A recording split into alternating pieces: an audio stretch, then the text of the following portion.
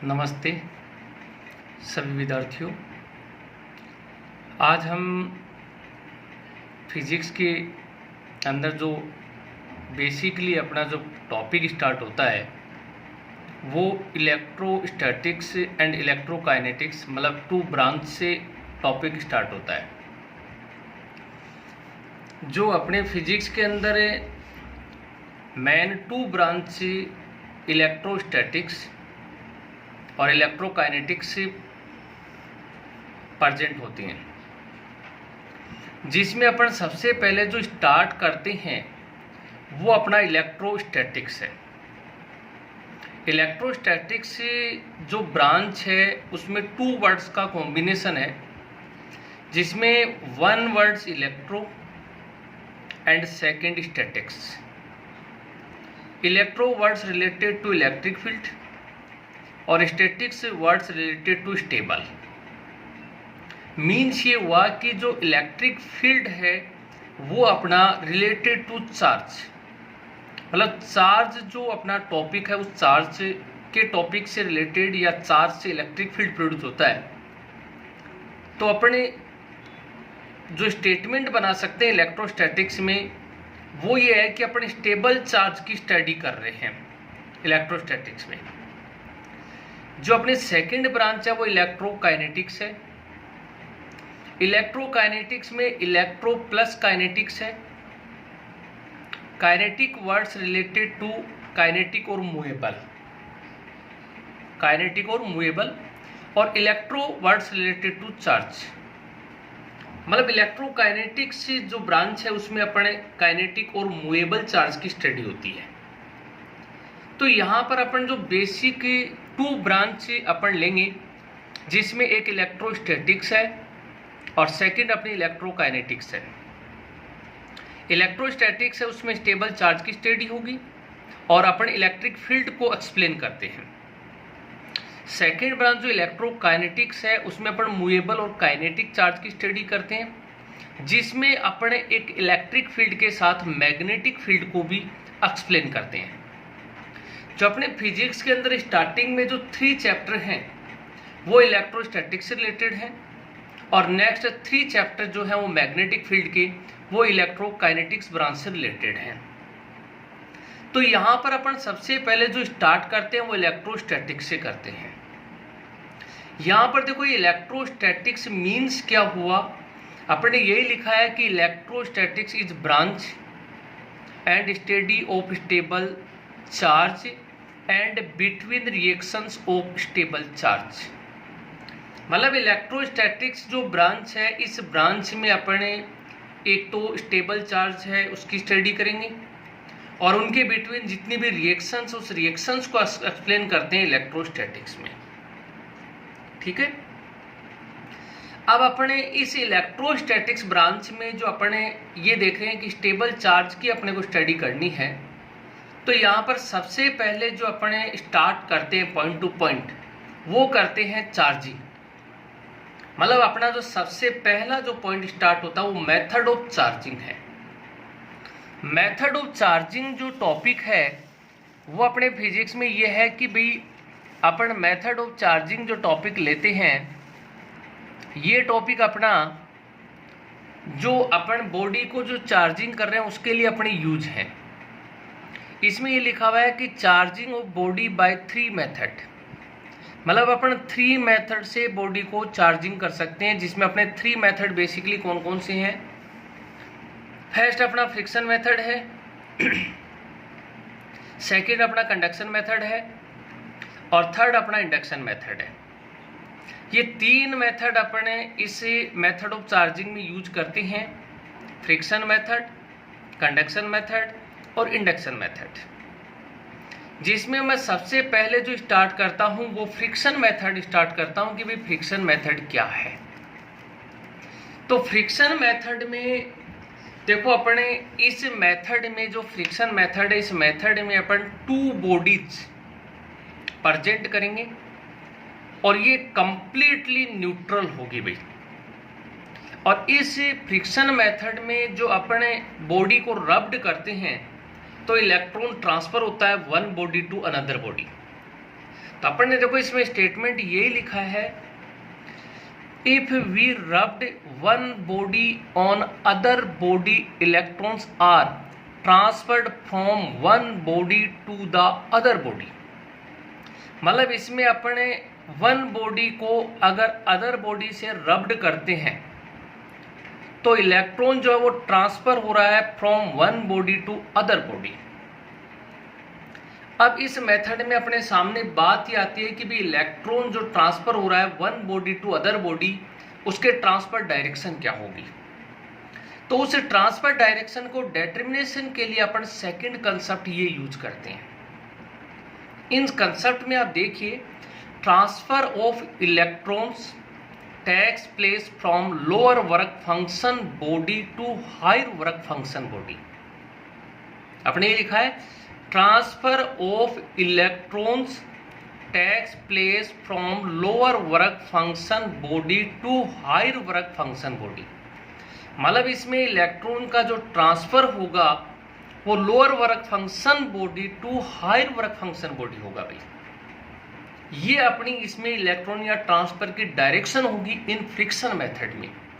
और बेसिकली आपको ये स्टेटमेंट जरूर ध्यान रखना है, क्योंकि अपने इलेक्ट्रॉन जो ट्रांसफर करेंगे वो इस मेथड के अकॉर्डिंग करेंगे भाई। ठीक है, अब इस मेथड में आप ये देखिए कि जो हमें पॉइंट टू पॉइंट जो चल रहे हैं, इसके अंदर जो एग्जाम्पल ले रहे हैं अपन, इस एग्जाम्पल में आप ध्यान देना कि हमने ये बॉडी ए और बी, ए बॉडी और बी बॉडी हमने इस मेथड में यूज करी, और आप देख रहे हो कि दोनों में ये बॉडी कंप्लीट न्यूट्रल है। ए बॉडी पे भी चार्ज जीरो है और बी बॉडी पे भी चार्ज जीरो है, आप देख रहे हो, मतलब ये कंप्लीट न्यूट्रल है। अपन ए और बी बॉडी को फ्रिक्शन कराया। आफ्टर फ्रिक्शन आप देख रहे हो कि ए बॉडी जो उस पर चार्ज पॉजिटिव नेचर का है और बी बॉडी उस पर चार्ज नेगेटिव नेचर का है, मतलब ये आफ्टर फ्रिक्शन है। तो यहाँ पर इलेक्ट्रॉन ट्रांसफर हुआ है बॉडी ए टू बी। हमने कंसेप्ट भी ये लिखा है, electron transfer body A to body B. मतलब यहाँ इस पॉइंट पर जो लोअर वर्क फंक्शन बॉडी है वो ए है और हाई वर्क फंक्शन बॉडी है वो बी है।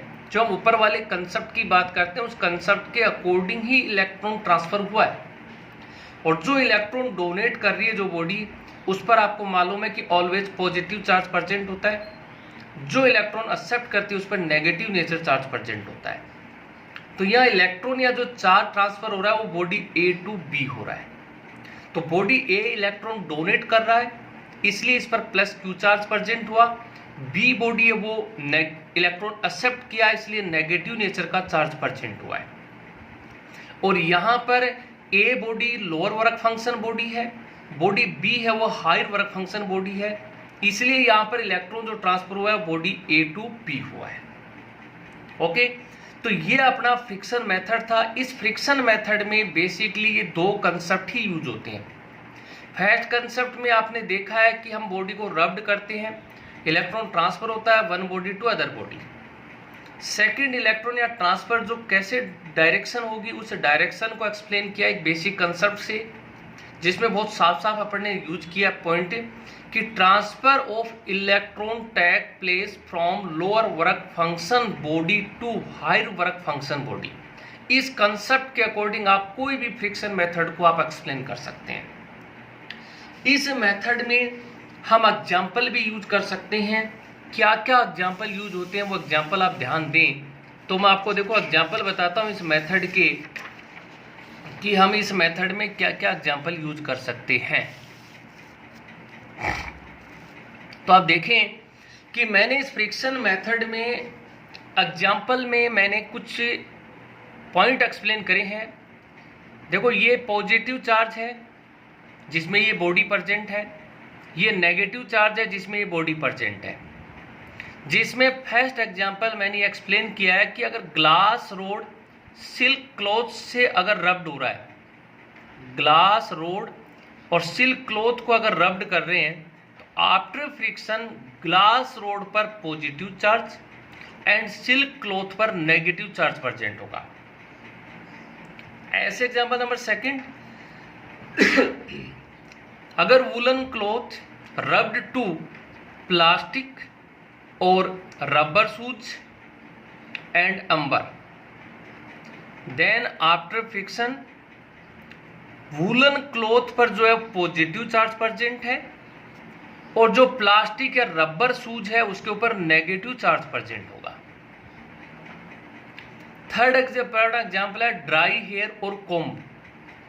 अगर अपन इन दोनों को फ्रिक्शन कर रहे हैं तो ड्राई हेयर जो है वो पॉजिटिव चार्ज प्रेजेंट होगा और कोम्ब जो उस पर नेगेटिव चार्ज प्रेजेंट होगा।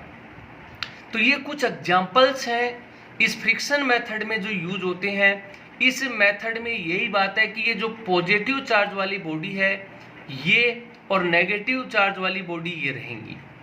और आपने ये बात एक्सप्लेन कर दी है कि भी जो चार्ज या इलेक्ट्रॉन जो ट्रांसफर हो रहे हैं वो अपने पीछे पड़ा है कि lower work function body to higher work function body होगा। तो ये हमारा फर्स्ट जो मेथड है वो फ्रिक्शन मेथड है जो आप ध्यान रखेंगे। ओके, अब मैं चलता हूं मेथड नंबर सेकंड पर जो हमारा कंडक्शन मेथड है भाई। तो कंडक्शन मेथड में आप ध्यान देंगे कि कंडक्शन मेथड अपना क्या कह रहा है, उस मेथड को मैं आपके सामने एक्सप्लेन कर रहा हूं भाई। तो कंडक्शन मेथड में मैं पहला जो स्टेटमेंट यूज कर रहा हूं वो आप सुने।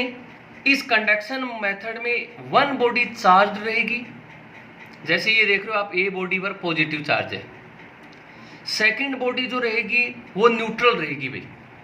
बट फ्रिक्शन मेथड में ऐसा नहीं था। फ्रिक्शन मेथड में दोनों जो अपन बॉडी यूज कर रहे थे वो कंप्लीटली न्यूट्रल थी। तो ये एक डिफरेंस हो गया conduction method and friction method में।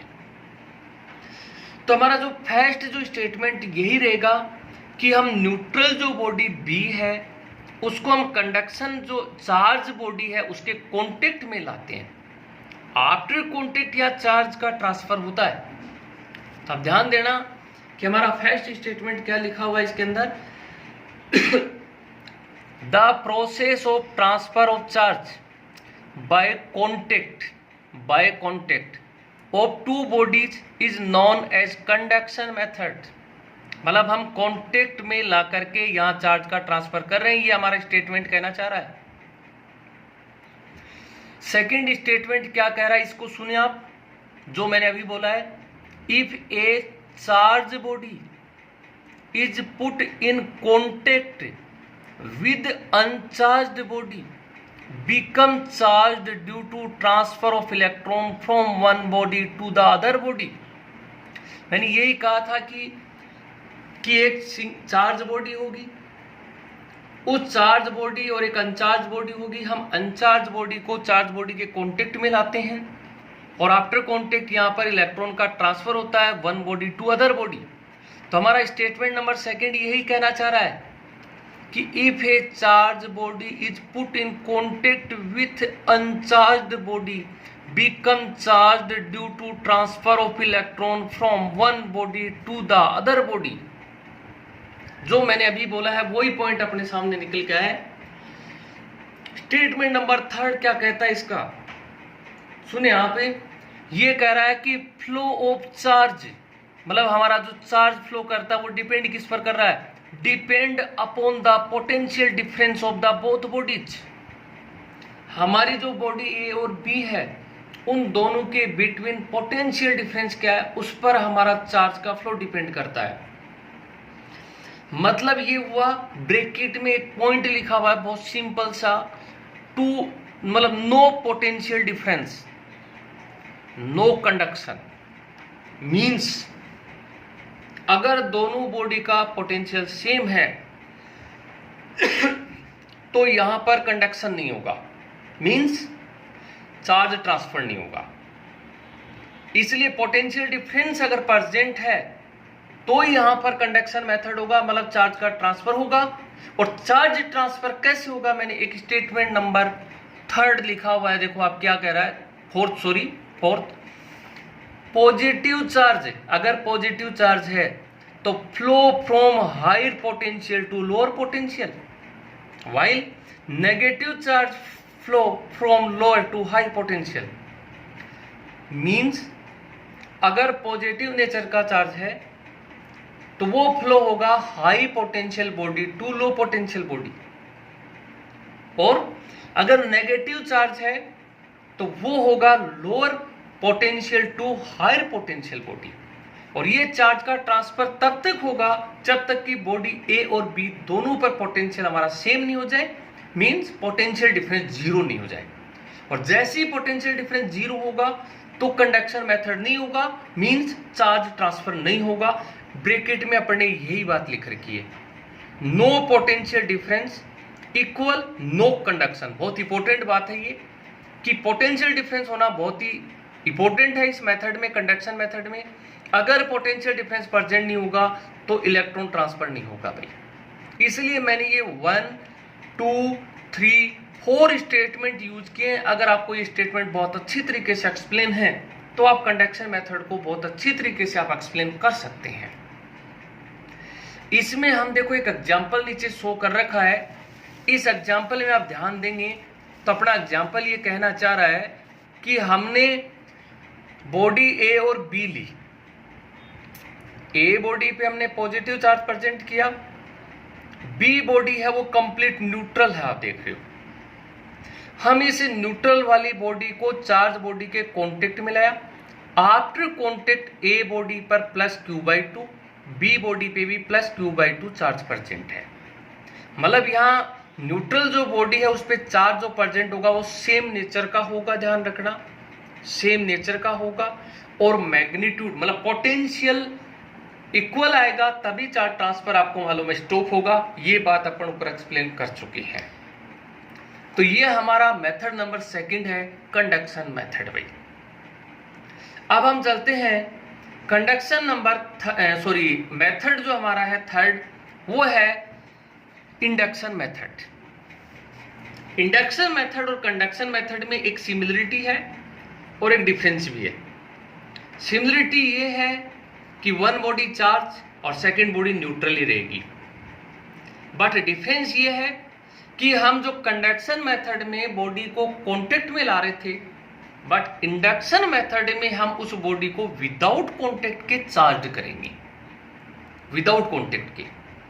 तो हमारा जो फर्स्ट स्टेटमेंट हमने इस इंडक्शन मेथड में यूज कर रखा है वो यही मेथड आप सुने, if a charge body is brought near a neutral body, the charged body will attract opposite charge and repel similar charge present in the neutral body।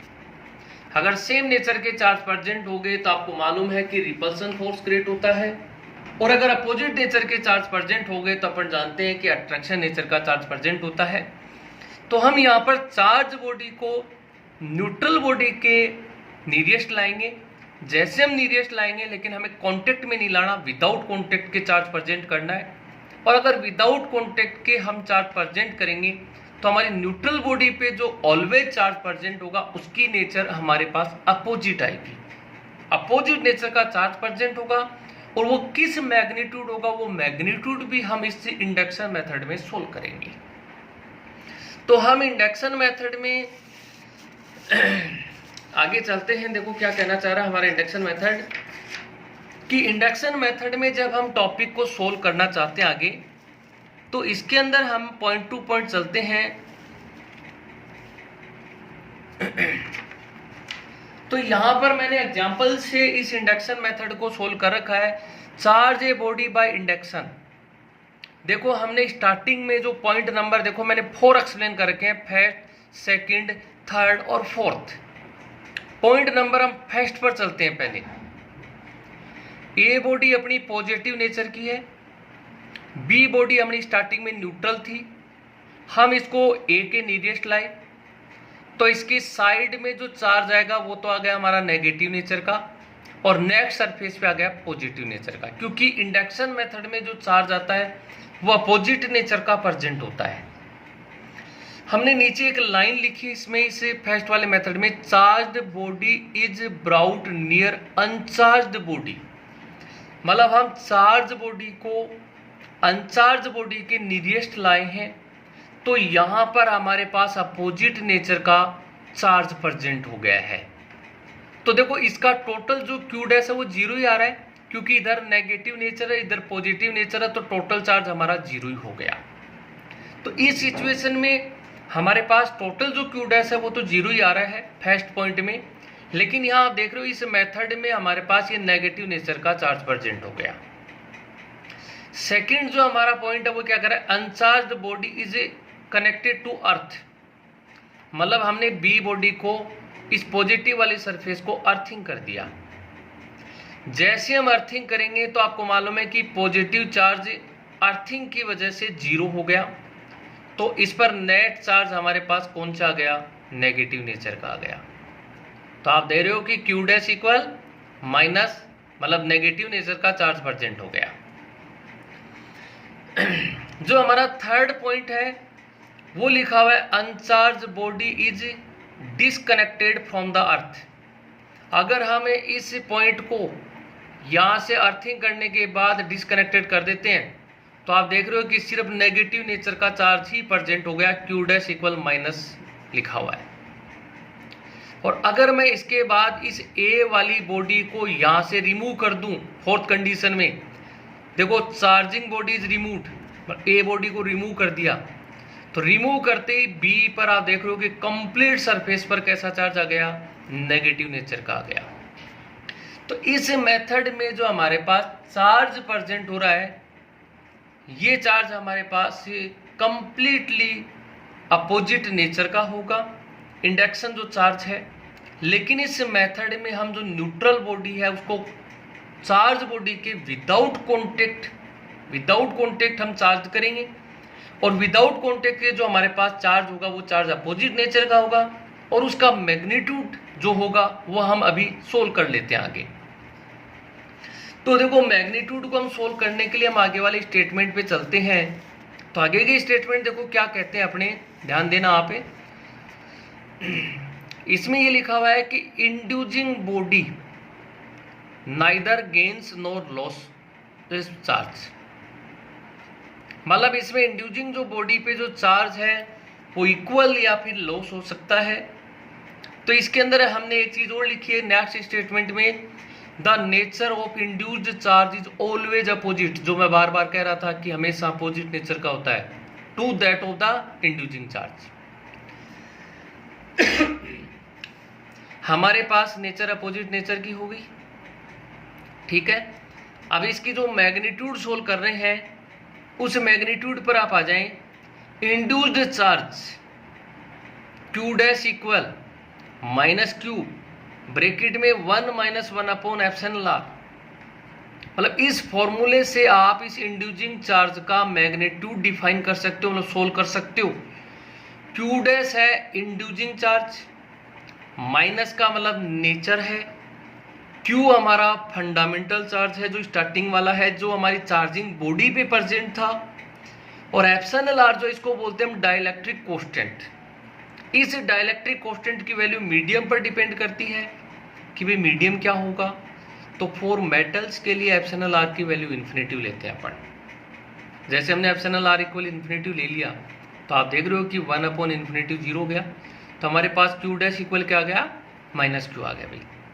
तो ये हमने देखा कि मेटल्स के लिए जो हमारे पास इंड्यूसिंग चार्ज है क्यू डैश, वो जो हमारी चार्जिंग बॉडी पे चार्ज है उसके इक्वल ही प्रेजेंट होगा, बट उसकी जो नेचर होगी वो अपोजिट होगी, माइनस क्यू देख रहे हो आप।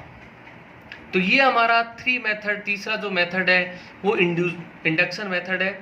तो ये मेथड ऑफ चार्जिंग में हमारे 3 मेथड थे, मैंने बताए थे। फर्स्ट हमारा फ्रिक्शन मेथड, सेकंड हमारा कंडक्शन मेथड, थर्ड हमारा इंडक्शन मेथड। तो ये तो बात होगी अपनी मेथड ऑफ चार्जिंग की। इसके बाद हम बार बार पॉइंट टू पॉइंट चल रहे हैं तो हमारे पास चार्ज निकल के आ रहा है, तो हम पॉइंट चार्ज पे चलते हैं हम। तो देखो चार्ज जो एक क्वांटिटी है फिजिक्स की, और वो क्वांटिटीज आपको मालूम है कि ऐसी क्वांटिटीज है जिसमें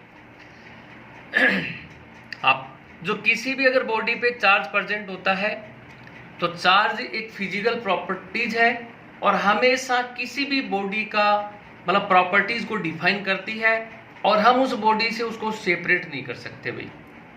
तो हमने इसकी डेफिनेशन एक सिंपल सी यही लिखी है कि charge is property associate with matter due to which it produce and experience electrical and magnetic affect. आपको मालूम है कि अगर स्टेबल चार्ज है तो इलेक्ट्रिक फील्ड प्रोड्यूस होगा, और अगर मूवेबल या काइनेटिक चार्ज है तो इलेक्ट्रिक फील्ड के साथ मैग्नेटिक फील्ड भी प्रोड्यूस होता है। तो अपन यही कह सकते हैं कि चार्ज एक प्रॉपर्टी हो गई फिजिक्स की, और ऐसी प्रॉपर्टीज है जो किसी भी बॉडी की या मैटर का अपन प्रॉपर्टीज को डिफाइन कर सकते हैं, और इस चार्ज की वजह से आपको मालूम है कि हम प्रोड्यूस कर सकते हैं इलेक्ट्रिकल एंड मैग्नेटिक इफेक्ट को। और इसकी जो यूनिट लेते हैं वो यूनिट आप जानते हो कूलाम भी होती है और एम्पियर इंटू सेकेंड भी हो सकती है। नेचर, टू नेचर होती हैं, पॉजिटिव नेचर का चार्ज होता है और नेगेटिव नेचर का चार्ज होता है। अगर हमारे चार्ज सेम नेचर के होंगे तो रिपल्सन नेचर का फोर्स क्रिएट होता है, और अगर अपोजिट नेचर के चार्ज होंगे तो आपको मालूम है अट्रैक्शन नेचर का फोर्स क्रिएट होता है। अब इस चार्ज में हमारे पास क्या क्या प्रॉपर्टीज प्रेजेंट होती हैं, उन प्रॉपर्टीज को अपन वन बाय वन एक्सप्लेन करते हैं भाई। तो हमारे पास यहाँ पर देखो 6 प्रॉपर्टीज हैं भाई, ध्यान रखना 6 प्रॉपर्टीज इसके अंदर प्रेजेंट है, प्रॉपर्टीज ऑफ चार्ज। वो 6 प्रॉपर्टीज क्या क्या है वो मैं वन बाय वन एक्सप्लेन कर रहा हूँ भाई। फर्स्ट प्रॉपर्टी अपनी है charge is a scalar quantity, मतलब चार्ज एक स्केलर क्वांटिटी है, ये सिर्फ मैग्नीट्यूड को डिटरमिनेशन करती है, डायरेक्शन का इस चार्ज में कोई रोल नहीं होता, इसलिए हम कहते हैं कि चार्ज स्केलर क्वांटिटी है। सेकंड, चार्ज इज क्वांटिनाइज्ड, मतलब चार्ज हमेशा क्वांटिनाइज होता है, और क्वांटिनाइज्ड Q इक्वल होता है plus minus n e, n number of electrons होते हैं, और E आपको मालूम है इलेक्ट्रॉन की फंडामेंटल वैल्यू है जो फिक्स है 1.6 इंटू 10 की पावर माइनस 19 कूलम, और प्लस माइनस आप जानते हो चार्ज की नेचर होती है। और अपने चार्ज क्वांटिनाइज को अपन अलग से एक सेपरेट चार्ज क्वांटिनाइज लो भी पढ़ेंगे अपन।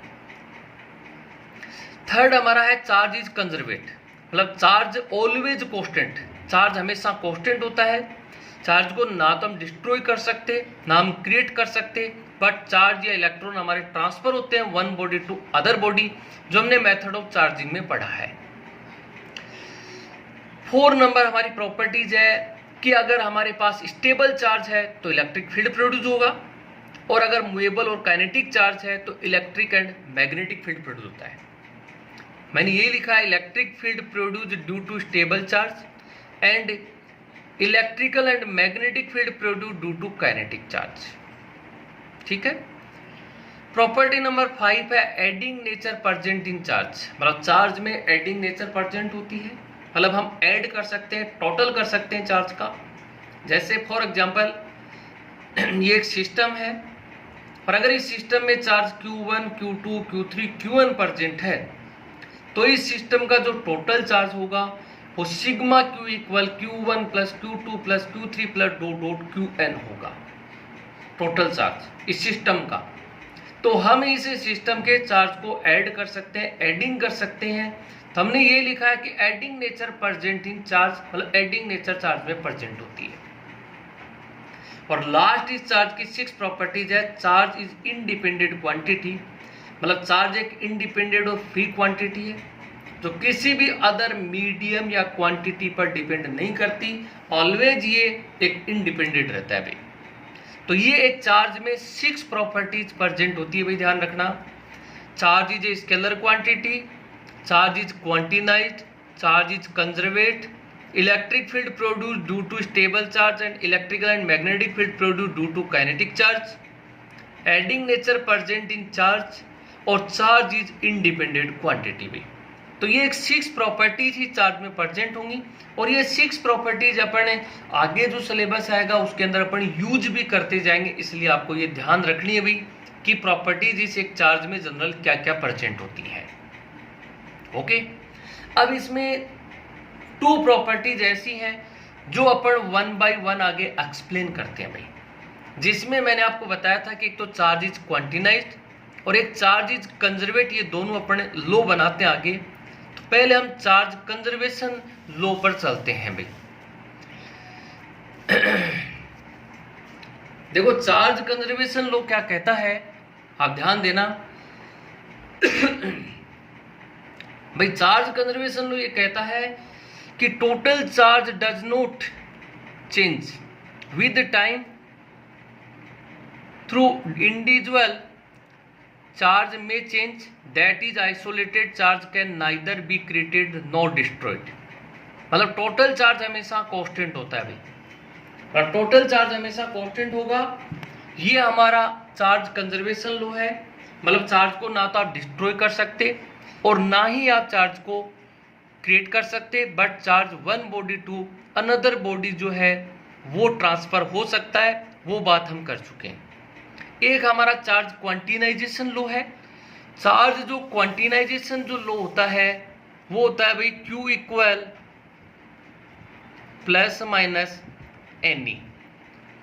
Q equal plus minus n e होता है, और जिसमें n जो है वो नंबर ऑफ इलेक्ट्रॉन्स है भाई, ठीक है।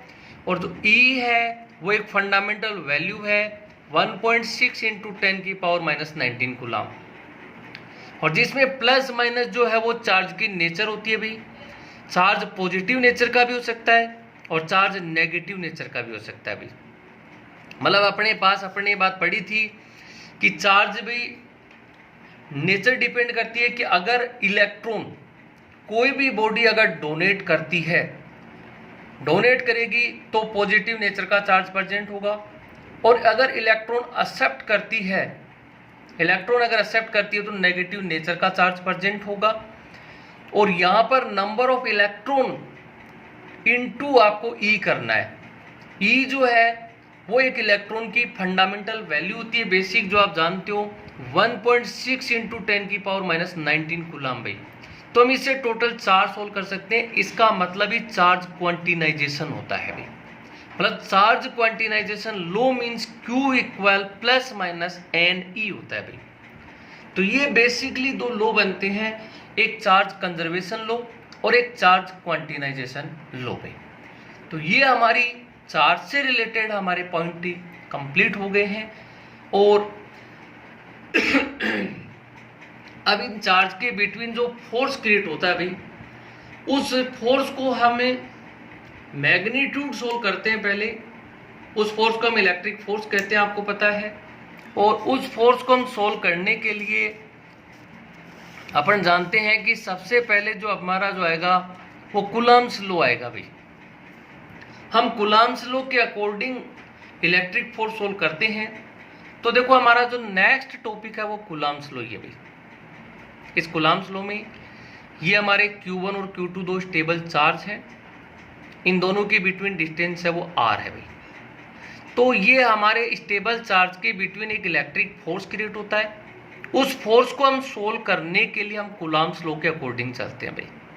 तो हमने यही लिखा है कि electric force created between charge according to Coulomb's law. Point number first, force directly proportional Q1 Q2। मतलब दोनों स्टेबल चार्ज के मैग्नीट्यूड के डायरेक्टली प्रोपोर्शनल होता है। अगर आप मैग्नीट्यूड इंक्रीज करोगे तो फोर्स इंक्रीज होगा, और अगर मैग्नीट्यूड डिक्रीज करोगे फोर्स डिक्रीज होगा भाई। तो फर्स्ट स्टेटमेंट अपना F प्रोपोर्शनल Q1 Q2 ही है। पॉइंट नंबर सेकंड है कि F जो है वो इनवर्स है R स्क्वायर के। मतलब जो डिस्टेंस हमारी R है इसके स्क्वायर के इनवर्स होता है। मतलब अगर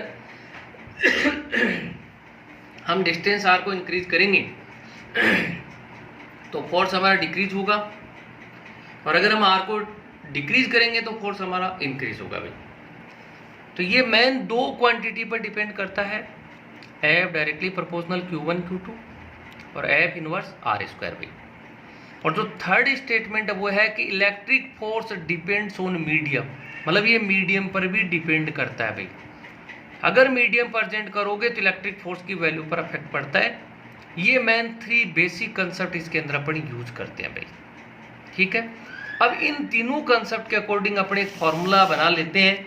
वो हमारा फॉर्मूला कैसे बनता है उस फॉर्मूले पे आप ध्यान देना।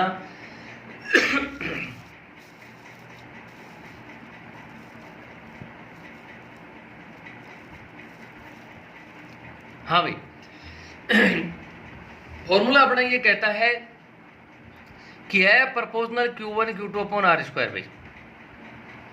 अगर आप प्रोपोर्शनल को सोल्व करोगे तो एक कांस्टेंट आएगा K, F equal K Q1 Q2 upon R square. इस K को कांस्टेंट मतलब कापा कांस्टेंट भी बोलते हैं भाई, KAPPA कापा कांस्टेंट। और इस K की वैल्यू 1/4 पाई एप्सिलॉन नॉट होती है, जो फिक्स वैल्यू है 9 × 10⁹ यूनिट है न्यूटन इंटू मीटर स्क्वायर पर कूलम स्क्वायर भाई, न्यूटन इंटू मीटर स्क्वायर पर कूलम स्क्वायर।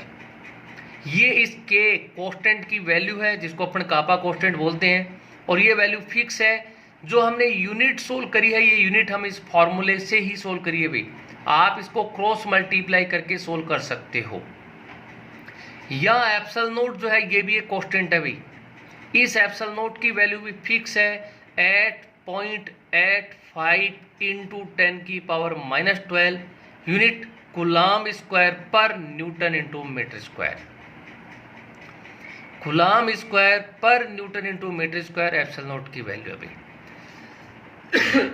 तो यहाँ हमारे पास जो बेसिक इलेक्ट्रोस्टैटिक फोर्स की वैल्यू बनी, वो वैल्यू अपने पास बनी है F equal 1/4 pi epsilon naught Q1 Q2 upon R square भाई।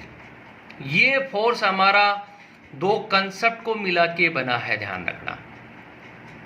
हमारा थर्ड कंसेप्ट क्या कहता है कि भाई ये वैल्यू मीडियम पर डिपेंड कर रही है।